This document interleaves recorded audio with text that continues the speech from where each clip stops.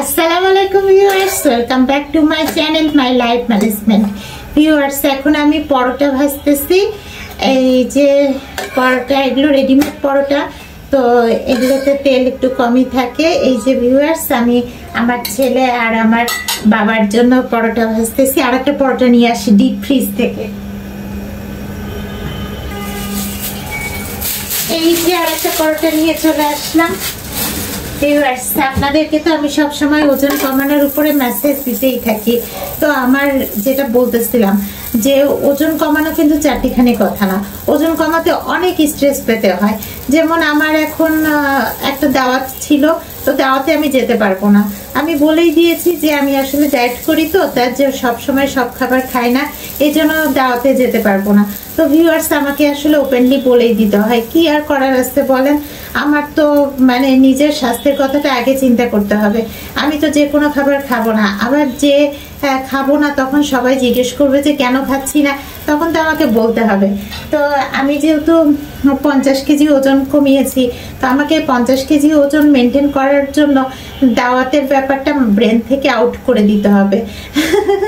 যদি মাঝে মধ্যে কখনো একটু খেতেই হয় দাওয়াত, কারো বিয়ের দাওয়াত বা জন্মদিনের দাওয়াত, তাহলে সেক্ষেত্রে একটা করতে পারি যে একদিন খেলাম, কারণ মাসে 3-4 দিন বা 4-5 দিন আনহেলদি খাবার খাওয়া যায়। কিন্তু এখন আমি কোনোভাবে আনহেলদি খাবো না। তার কারণ হচ্ছে আমি এখন একটু ওজনটা কমানোর প্রসেসিংয়ে আছি। তো সব সময় তো সবকিছু সম্ভব হয় না। এখন যেহেতু সম্ভব হচ্ছে, আমি যেহেতু চলন্ত ডায়েটের মধ্যে আছি, সেহেতু এখন আমি দাওয়াতটা নাই বা খেলাম। এই জন্য ভিউয়ার্স, আমাকে দাওয়াতটা ক্যান্সেল করতে হয়েছে। কিছু করার নাই। আসলে লাইফে অনেক কিছুই স্যাক্রিফাইস করতে হবে। অনেকে মাইন্ডও করতে পারে, কিছু মনেও করতে পারে, কিন্তু কি করার, আমাকে একটু বুঝাই বলতে হবে যে আমি আসলে ডায়েট করি, সো আমি যে কোনো খাবার খাবো না, এজন্য আসতে পারবো না, সরি। এভাবে আমি দিন পার করতেছি ভিউয়ার্স। আমার স্বাস্থ্যকে আমি আগে গুরুত্ব দিই।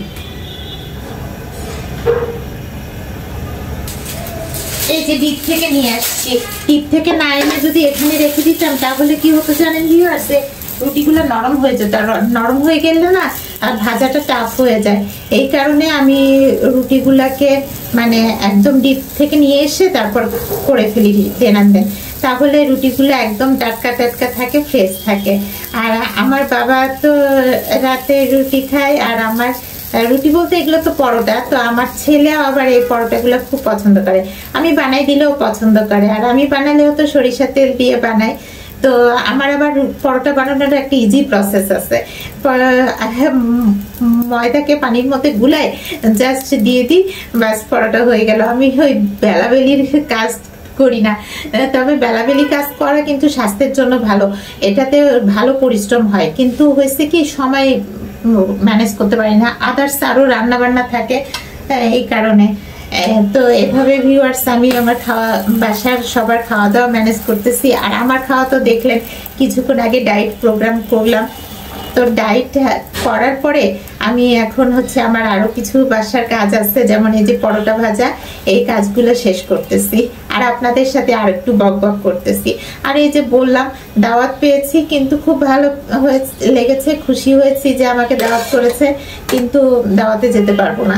তো খুশি হয়ে লাভ কি হলো বলেন তো ভিউয়ার্স? আমার উপর মাইন্ডই করলো নাকি আমি বুঝতে পারতেছি না, কিন্তু তারপরও আমার কিছু করার নাই।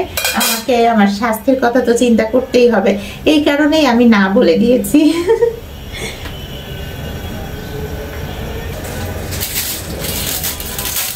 আমার ছেলের জন্য 3টা পরোটা আর আমার বাবার জন্য 3টা পরোটা করতেছি। আমার হাজবেন্ড অবশ্য পরোটা টরোটা খায় না, সে দেখা যায় রাত্রিবেলা ভাতও সেরকম খায় না। দেখা যায় যে কোনো ডেজার্ট আইটেম, মিষ্টি আইটেম থাকলে একটু খেয়ে ফেললো, বা বিস্কিট খেয়ে ফেললো, বা কলা খেয়ে ফেললো, বলে যে আমার রাতের ডিনার হয়ে গেছে।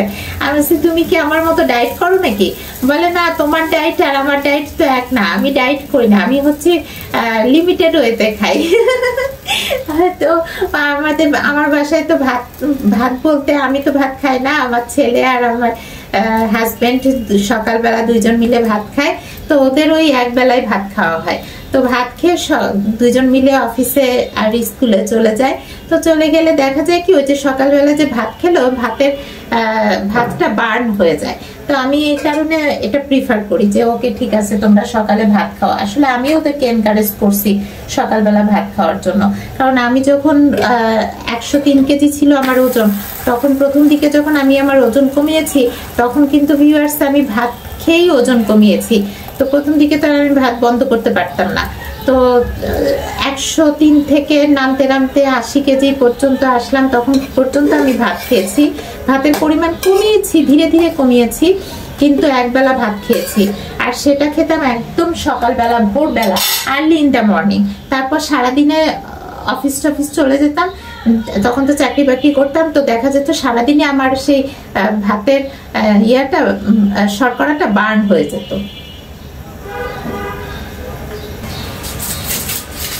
আর এই কারণে ভিউয়ার্স আমি চিন্তা করেছি যে আমার হাজব্যান্ড আর ছেলে ওরা সকালবেলা ভাত খায়, সেটাই ভালো। আমার হাজব্যান্ডের অবশ্য আল্লাহর রহমতে মোটা হওয়ার টেন্ডেন্সি নাই, তবে বিয়ের আগে স্বাস্থ্যটা বেশি খারাপ ছিল, বিয়ের পরে স্বাস্থ্যটা একটু ভালো হয়েছে এই আর কি, কিন্তু মোটা হওয়ার টেন্ডেন্সি নাই। কিন্তু আমি বিয়ের আগে থেকে মোটা ছিলাম এবং বিয়ের পরেও মোটা ছিলাম, আমার ছেলে হওয়ার পরেও ভীষণ মোটা ছিলাম। তা এখন আমি স্বাস্থ্যটাকে একদম কমিয়ে নিয়ে আসছি। আর ওই যে আপনাদের সাথে তো গল্প করেছি, গত 12 বছর ধরে আমি ওজন কমানোর জন্য অনেক চেষ্টা করেছি। তো আমার হাজব্যান্ড আমাকে কখনো ওজন কমানোর জন্য প্রেশারাইজ করে নাই, ও শুধু আমাকে বলেছে ওজন কমানোর জন্য তো ম্যাটার না, ম্যাটার হচ্ছে সুস্থ থাকা। কিন্তু আমার মানে ওজন কমানো করতে করতে আমার ব্রেনের মধ্যে এটাই সেট আপ হয়ে গেছে যে ওজন কমাতে হবে, ওজন কম রাখতে হবে। তো ওজন কম রাখলেই তো সুস্থ থাকবো, এটাই তো স্বাভাবিক ব্যাপার।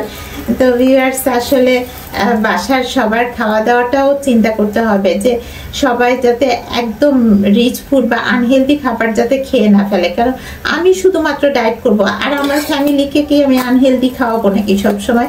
এটা কি উচিত বলেন? তো আমি এই যে পরোটা করতেছি, ওরা পরোটাই খায়।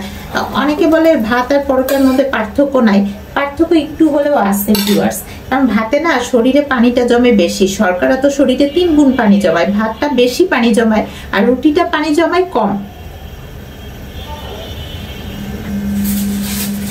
চলে এসেছি আমার লাস্ট পরোটাটা নিয়ে, আমার ছেলের জন্য পরোটা ভাজতে। এটাই হচ্ছে লাস্ট।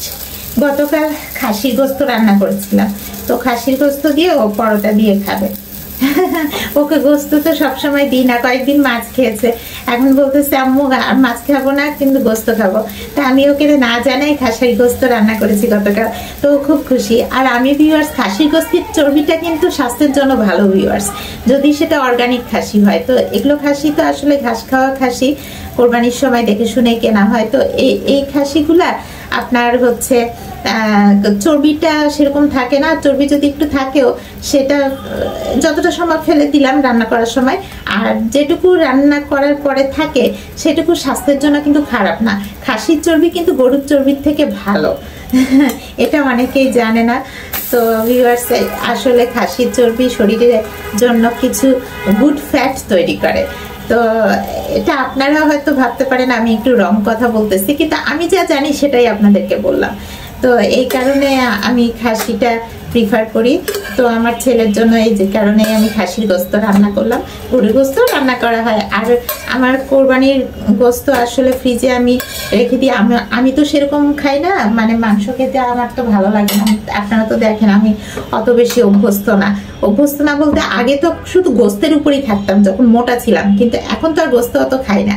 তো দেখা গেছে ভিউয়ার্স যে গোস্ত সব ওরাই খায়, তো ফ্রিজে রাখা থাকে, যা যা থাকে ফ্রিজ ভরা, সব কিছু আমি ওদের জন্যই রান্না করি। তো গরুর গোস্ত রান্না করার সময় আমি যতটা পারি চর্বি ফেলে দিই। তারপরও আমার কাছে মনে হয় কোরবানি গরুটা অর্গানিকই ছিল মাশাআল্লাহ, কারণ গরুটা না ঘাস খেত, ভুসি খেত না। যে গরু ঘাস খায় সেই গরু কিন্তু অর্গানিক, বুঝতে হবে যে সেই গরুর গোস্তটা সলিড গোস্ত, তো সেটা খেলেও ইনশাল্লাহ ফ্যাট বাড়ার খুব সম্ভাবনা থাকে না। তা আমি সেই গরুটা কোরবানির সময় পেয়ে আসলে খুব খুশি হয়েছি। মাশাআল্লাহ আমার ইচ্ছা পূরণ হয়েছে। তো আল্লাহর রহমতে গরু হোক খাসি হোক যেটাই রান্না করি না কেন, আমি আশা করি যে আমার হাজব্যান্ড আর ছেলে স্বাস্থ্য ভালো থাকবে। তো ভিউয়ার্স রান্না করার সময় সব কিছু চিন্তা করেই রান্না করতে হয়, আপনারাও চিন্তা করে রান্না করবেন আর স্বাস্থ্য ঠিক রাখার জন্য সব সময় চিন্তা করবেন। আর আপনাদের কাছে যদি স্বাস্থ্যের নতুন কোনো টিপস থাকে অবশ্যই আমাকে জানাবেন, কারণ আমি তো সব সবসময় স্বাস্থ্যের উপরে কিছু গেইন করতে চাই, নলেজ গেইন করতে চাই, কারণ আমার তো আর দুনিয়ার সব নলেজ নাই, সবকিছু তো আর আমি জানি না। আর আপনাদেরকে সবসময় আমি ডায়েটের উপর কিছু না কিছু মেসেজ দিতে থাকবো, চেষ্টা করব আপনারাও যাতে সুস্থ থাকেন।